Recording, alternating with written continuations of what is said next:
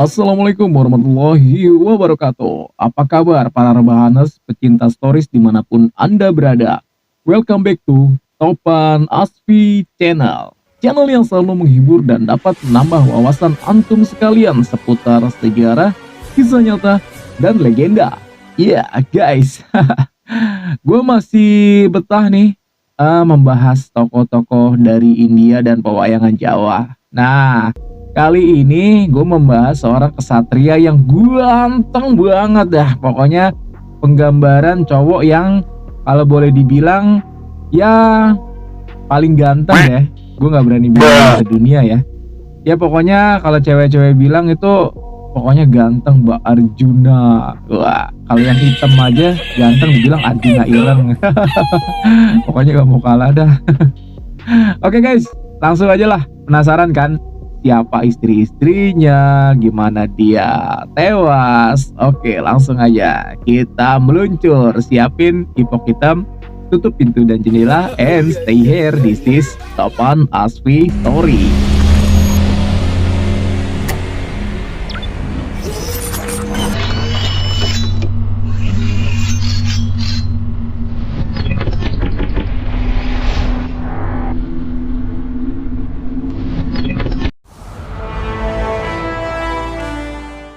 Arjuna adalah seorang tokoh protagonis dalam wiracarita Mahabharata.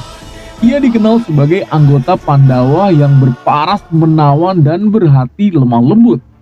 Dalam Mahabharata diriwayatkan bahwa ia merupakan putra Prabu Pandu, Raja Hastinapura, dengan Kunti atau Perta, putri Prabu Surasena, Raja Wangsa Yadawa di Mathura. Mahabharata mendeskripsikan Arjuna sebagai teman dekat Kresna yang disebut dalam kitab Purana sebagai awatara atau penjelmaan Wisnu. Hubungan antara Arjuna dan Kresna sangat erat, sehingga Arjuna meminta kesediaannya sebagai penasehat sekaligus kusir kereta Arjuna saat perang Pandawa dan Kurawa berkecamuk atau Baratayuda. Dialog antara Kresna dan Arjuna sebelum perang Baratayuda berlangsung terangkum dalam suatu kitab tersendiri yang disebut Bhagavad Gita. Secara garis besar berisi ujangan suci yang disampaikan oleh Kresna kepada Arjuna karena mengalami keraguan-raguan untuk menunaikan kewajibannya sebagai seorang kesatria di medan perang. Nama lain Arjuna. Nah guys, kan banyak ya yang memanggil Arjuna dengan nama-nama yang mungkin agak bingung kita. Nah, di sini bakalan gue bahas guys satu persatu. Oke, dalam bahasa Sanskerta secara harfiah kata Arjuna berarti bersinar terang, putih, dan bersih. Dilihat dari maknanya, kata Arjuna bisa berarti jujur di dalam wajah dan pikiran. Saat Arjuna menjalani masa penyamaran, ia berperan sebagai pelatih tari di keraton Raja Wirata. Ia bersedia menjadi kusir kereta Pangeran Utara saat terjadi invasi kerajaan Kuru. Untuk meyakinkan sang pangeran bahwa ia adalah Arjuna putra Pandu yang sedang menyamar, maka Arjuna membeberkan 10 namanya. Yang pertama Arjuna, yang artinya tidak ternoda dan bersinar keperakan. Yang kedua ada Palguna yang lahir ketika bintang utara atau Palguni berada di zenit. Yang ketiga ada Jisnu yang artinya hebat ketika marah. Kemudian ada Kiriti yang artinya bermahkota indah pemberian Dewa Indra. Sweta Wahana yang berarti memiliki wahana berwarna putih. Bibatsu yang tidak pernah bertarung secara curang. Wijaya yang berjaya merujuk kepada prestasi Arjuna yang selalu memenangkan pertempuran yang dihadapinya. Dan kemudian ada Partha. Nah ini ada panggilan dari Krishna ya, yang sering kita dengar di Mahabharata, yaitu matronim dari Perta. Secara harfiah berarti anak Perta, yaitu nama lain Kunti yang tadi di awal udah kita sebutkan ya guys. Kemudian ada Sauyasachi yang bisa menggunakan kedua tangannya untuk menembakkan anak panah. Dan kemudian ada Dana Jaya yang artinya mahir menguasai busur panah.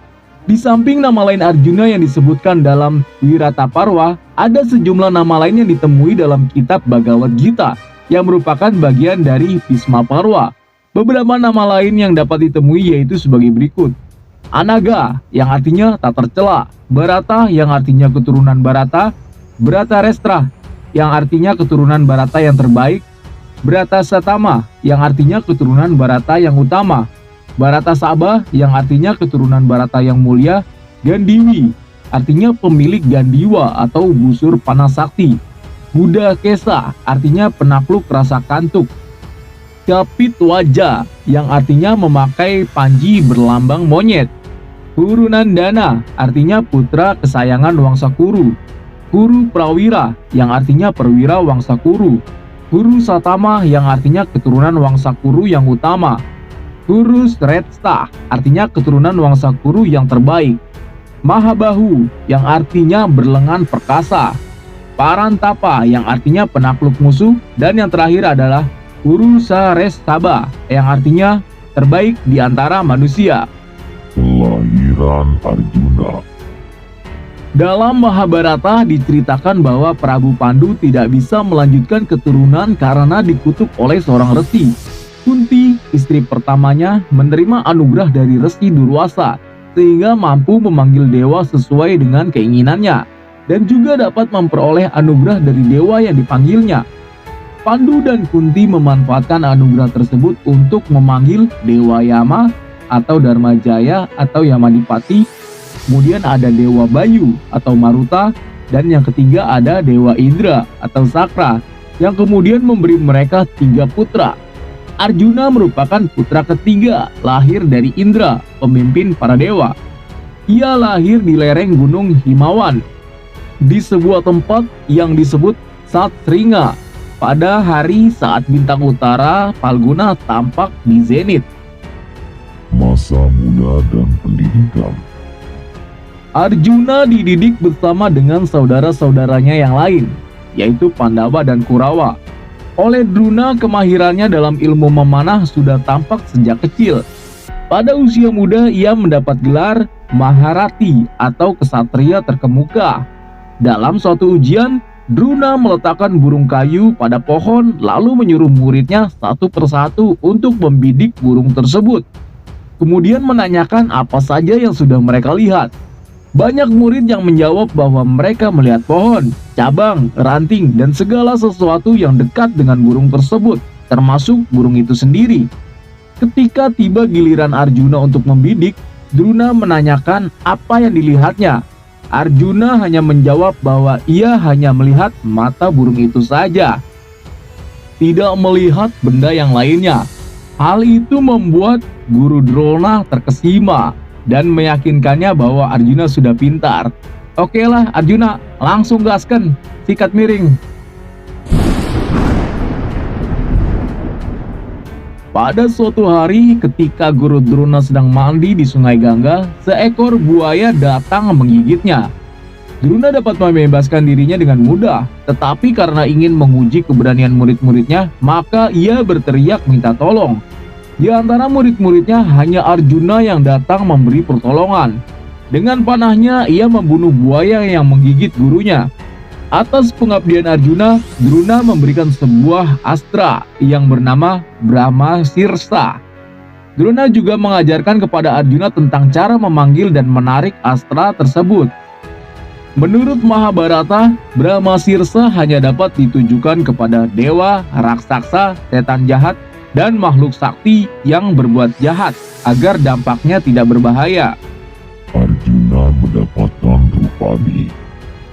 Dalam Adiparwa diceritakan bahwa Duryudana, yaitu salah satu Kurawa, menganjurkan agar Pandawa beserta ibunya yaitu Kunti berlibur di suatu rumah di luar kerajaan. Sesungguhnya Duryudana telah mempersiapkan agar rumah tersebut dapat terbakar dengan mudah, karena ia membenci para Pandawa terutama Bima. Widura, paman para Pandawa dan Kurawa yang waspada, meminta agar Pandawa berhati-hati dan mempersiapkan cara untuk menghadapi kemungkinan buruk yang dapat terjadi. Saat para Pandawa menginap, Purocana, pesuruh Duryudana, membakar rumah tersebut. Para Pandawa beserta ibunya berhasil lolos melalui terowongan yang telah digali sebelumnya. Mereka melarikan diri ke tengah hutan dan menumpang di rumah penduduk sekitar. Pada suatu ketika, sekelompok Brahmana berkumpul di tempat para Pandawa melarikan diri. Mereka membicarakan sebuah sayembara yang akan diadakan di kerajaan Pancala. Para Pandawa datang ke tempat sayembara dengan menyamar sebagai kaum Brahmana. Raja Drupada dari Pancala mengadakan sayembara untuk mendapatkan Drupadi, putrinya. Sebuah ikan kayu diletakkan di atas kubah balairung, dan di bawahnya terdapat kolam yang memantulkan bayangan ikan yang berada di atas. Aturan menyebutkan bahwa siapapun yang berhasil memanah ikan tersebut dengan hanya melihat pantulannya di kolam, maka ia berhak mendapatkan Drupadi. Berbagai kesatria mencoba melakukannya, tetapi tidak berhasil. Ketiga karena yang hadir pada saat itu ikut mencoba, ia berhasil memanah ikan tersebut dengan baik. Namun ia ditolak oleh Drupadi dengan alasan karena lahir di kasta rendah. Arjuna bersama saudaranya yang lain menyamar sebagai Brahmana, turut serta menghadiri sayembara tersebut. Arjuna berhasil memanah ikan tepat sasaran dengan hanya melihat pantulan bayangannya di kolam. Dan ia berhak mendapatkan Drupadi. Ketika para Pandawa pulang membawa Drupadi, mereka mengaku telah membawa sedekah. Kunti, ibu para Pandawa yang sedang sibuk, menyuruh mereka untuk membagi rata apa yang sudah mereka dapatkan. Sesuai dengan apa yang dikatakan oleh Kunti, maka para Pandawa bersepakat untuk membagi Drupadi sebagai istri mereka. Mereka juga berjanji tidak akan mengganggu Drupadi ketika sedang bermesraan di kamar bersama dengan salah satu dari Pandawa. Hukuman dari perbuatan yang mengganggu adalah pembuangan selama 1 tahun. Perjalanan menjelajahi Bharatawarsha. Nah guys, tadi kan disebutkan ya, bahwa siapapun yang mengganggu Drupadi ketika sedang bermesraan dengan salah satu Pandawa akan dihukum pembuangan selama 1 tahun. Nah, Arjuna nih yang kebagian getahnya, padahal dia yang ngedapetin Drupadi ya. Oke, tapi setelah dibuang, dia mendapatkan istri 3 guys. Penasaran nggak? Oke, ayo kita lanjutkan. Pada suatu hari ketika Pandawa sedang memerintah kerajaannya di Indraprastha, seorang pendeta masuk ke istana dan melapor bahwa pertapaannya diganggu oleh para raksasa. Arjuna bergegas mengambil senjatanya, tetapi senjata tersebut disimpan di sebuah kamar tempat Yudhistira dan Drupadi sedang menikmati malam mereka. Aduh mamam. Demi kewajibannya, Arjuna rela masuk kamar dengan senjata tanpa mempedulikan Yudhistira dan Drupadi yang sedang sibuk olahraga di kamar. Atas perbuatan tersebut, Arjuna dihukum untuk menjalani pembuangan selama 1 tahun. Arjuna menghabiskan masa pengasingannya dengan menjelajahi penjuru Bharatawarsha atau daratan India kuno. Ketika sampai di Sungai Gangga, Arjuna bertemu dengan Ulupi, putri naga Kauraya dari istana naga atau Nagaloka. Arjuna terpikat dengan kecantikan Ulupi, lalu menikah dengannya. Enak banget ya guys, ngelihat cewek cantik langsung bisa dinikahin. Ya iyalah Arjuna gitu loh. Dari hasil perkawinannya, ia dikaruniai seorang putra yang diberi nama Irawan. Nah ini jarang kita dengar ya kisahnya ya guys. Nah setelah itu ia melanjutkan perjalanannya menuju wilayah pegunungan Himalaya. Setelah mengunjungi sungai-sungai suci yang ada di sana, ia berbelok ke selatan.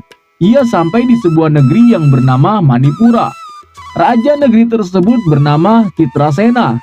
Ia memiliki seorang putri cantik yang sangat cantik yang bernama Citrangada. Arjuna jatuh cinta lagi guys kepada putri tersebut dan hendak menikahinya. Tetapi Citrasena mengajukan suatu syarat bahwa apabila putrinya tersebut melahirkan seorang putra, maka anak putrinya tersebut harus menjadi penerus tahta Manipura. Oleh karena Citrasena tidak memiliki seorang putra, ya kata Arjuna, ya udah deh bos, nggak apa-apa lah. Arjuna menyetujui syarat tersebut. Dari hasil perkawinannya, Arjuna dan Citragada memiliki seorang putra yang diberi nama Babruwahana. Oleh karena Arjuna terikat dengan janjinya tersebut, maka ia meninggalkan Citrangada. Setelah tinggal selama beberapa bulan di Manipura, akhirnya ia pergi. ia tidak mengajak istrinya ke Hastinapura. Setelah meninggalkan Manipura, ia meneruskan perjalanannya menuju arah selatan. Dia sampai di lautan yang mengapit Bharatawastra di sebelah selatan. Setelah itu, ia belok ke utara. Ia berjalan di sepanjang pantai Bharatawarsha bagian barat. Dalam pengembaraannya, Arjuna sampai di pantai Prabhasa atau Prabhasatirtha yang terletak di dekat Dwaraka, yang kini dikenal sebagai Gujarat. Di sana ia menyamar sebagai seorang petapa untuk mendekati adik Kresna yang bernama Subhadra. Atas perhatian dari Baladewa atau Balaram, Arjuna mendapat tempat peristirahatan yang layak di Taman Subhadra. Meskipun rencana untuk membiarkan dua pemuda tersebut tinggal bersama ditentang oleh Kresna, tetapi Baladewa meyakinkan bahwa peristiwa buruk tidak akan terjadi. Arjuna tinggal selama beberapa bulan di Dwaraka, dan Subhadra telah melayani semua kebutuhan selama itu. Ketika saat tepat tiba, Arjuna menyatakan perasaan cintanya kepada Subhadra. Iya, karena dilayani dengan baik, siapa sih cowok yang gak terpikat, ya gak? Apalagi dikasih sinyal-sinyal positif. Akhirnya Subhadra ditembak juga nih sama Arjuna. Pernyataan tersebut disambut baik oleh Subhadra alias diterima. Ya iyalah. Dengan kereta yang sudah disiapkan oleh Kresna, mereka pergi ke Indraprastha untuk melangsungkan pernikahan. Baladewa alias Balaram marah setelah mendengar kabar bahwa Subhadra telah kabur bersama Arjuna. Kresna meyakinkan bahwa Subhadra pergi atas kemauannya sendiri, dan Subhadra sendiri yang mengemudikan kereta menuju Indraprastha, bukan Arjuna. Kresna juga mengingatkan Baladewa bahwa dulu ia menolak untuk membiarkan kedua pasangan tersebut tinggal bersama. Nah, tetapi kan usulannya justru Baladewa yang menentang. Setelah Baladewa sadar, ia membuat keputusan untuk menyelenggarakan upacara pernikahan yang mewah bagi Arjuna dan Subhadra di Indraprastha. Ia juga mengajak kaum Yadawa untuk turut hadir di pesta pernikahan Arjuna Subhadra. Setelah pesta pernikahan berlangsung, kaum Yadawa tinggal di Indraprastha selama beberapa hari, lalu pulang kembali ke Dwaraka, tetapi Kresna tidak turut serta. Arjuna dalam Bharatayuda. Dalam pertempuran di Kurusetra atau Bharatayuda, Arjuna bertarung dengan para kesatria di pihak Kurawa, dan tidak jarang ia membunuh mereka, termasuk panglima besar pihak Kurawa yaitu Bhisma. Di awal pertempuran, Arjuna masih dibayangi oleh kasih sayang Bhisma, sehingga ia masih segan untuk membunuhnya. Hal itu membuat Kresna marah berkali-kali, dan Arjuna berjanji bahwa kelak ia akan mengakhiri nyawa Bhisma. Pada pertempuran pada hari ke-10, Arjuna berhasil membunuh Bhisma, dan usaha tersebut dilakukan atas bantuan dari Sri Kandi.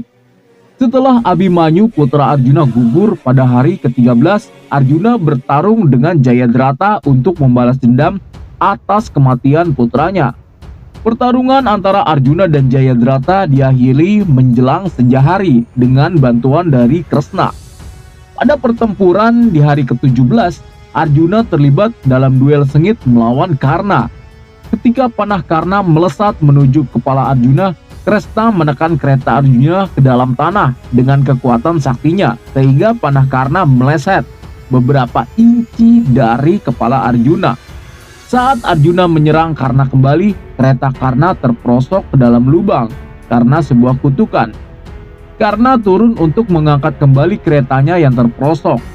Salya, kusir keretanya, menolak untuk membantunya.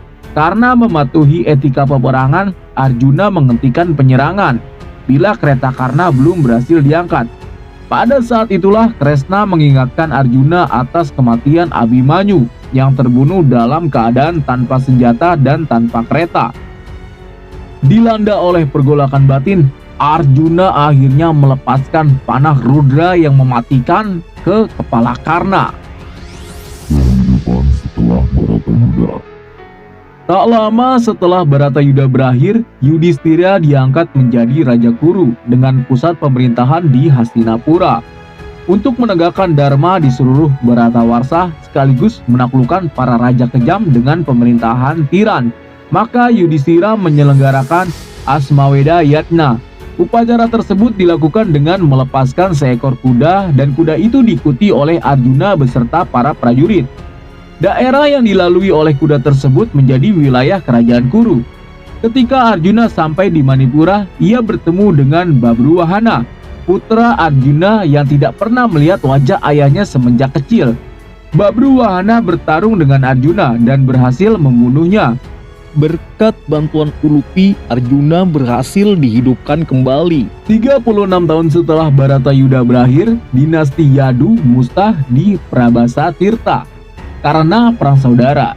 Kresna dan Baladewa yang konon merupakan kesatria paling sakti dalam dinasti tersebut ikut tewas, namun tidak dalam waktu yang bersamaan. Setelah berita kehancuran itu disampaikan oleh Daruka, Arjuna datang ke kerajaan Dwaraka untuk menjemput para wanita dan anak-anak. Sesampainya di Dwaraka, Arjuna melihat bahwa kota gemerlap tersebut telah sepi. Basudewa yang masih hidup tampak terkulai lemas dan kemudian wafat di mata Arjuna.